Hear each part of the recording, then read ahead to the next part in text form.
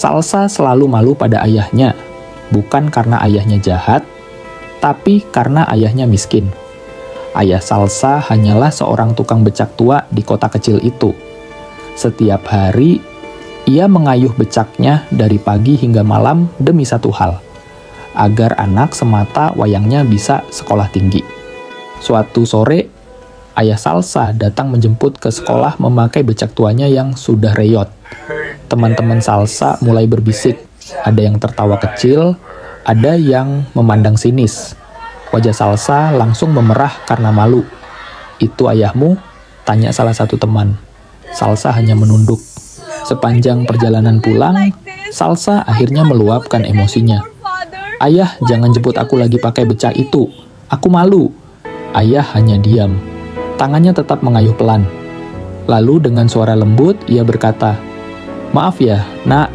Sejak hari itu, Salsa mulai menjaga jarak dari ayahnya. Ia lebih sering mengunci pintu kamar, jarang makan bersama. Bahkan kadang pura-pura tidak mendengar saat ayah memanggilnya. Namun setiap pagi, ayah tetap menyiapkan sarapan, tetap bekerja keras, tetap tersenyum meski hatinya terluka. Tidak ada yang tahu bahwa ayah Salsa sering menahan lapar agar uang sekolah anaknya tetap terbayar.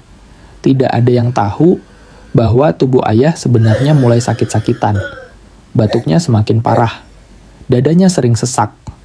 Tapi setiap kali orang bertanya kenapa ia masih bekerja, ayah hanya menjawab, "Saya ingin anak saya punya masa depan lebih baik."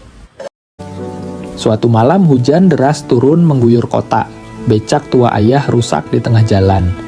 Dengan tubuh menggigil, ia tetap mendorong becaknya pulang dalam hujan.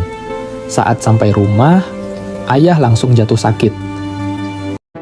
Keesokan harinya, Salsa masuk ke kamar ayah untuk mencari obat.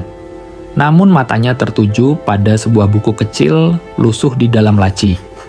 Dengan penasaran, ia membukanya perlahan. Dan detik itu, dunia Salsa seperti berhenti. Di halaman pertama tertulis, "Ya Allah, jagalah putriku Salsa. Jangan biarkan dia merasakan kerasnya hidup seperti ayahnya." Halaman berikutnya, "Ya Allah, kalau bisa, biarlah rasa sakit ini aku saja yang merasakan."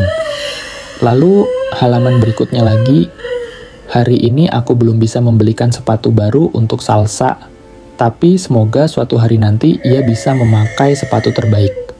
Tangan Salsa mulai gemetar. Air matanya jatuh satu persatu di atas buku itu. Untuk pertama kalinya, Salsa sadar.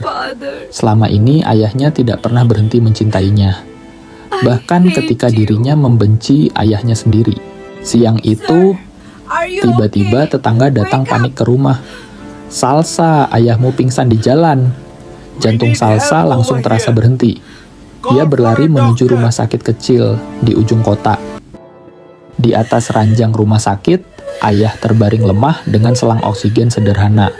Salsa menggenggam tangan kasar ayahnya erat-erat. Tangisnya pecah. "Maafkan Salsa ya, maaf. Salsa jahat. Salsa malu punya ayah miskin. Padahal ayah selalu sayang sama Salsa." Perlahan, ayah membuka matanya. Dengan tubuh lemah, ia justru mengusap kepala anaknya sambil tersenyum.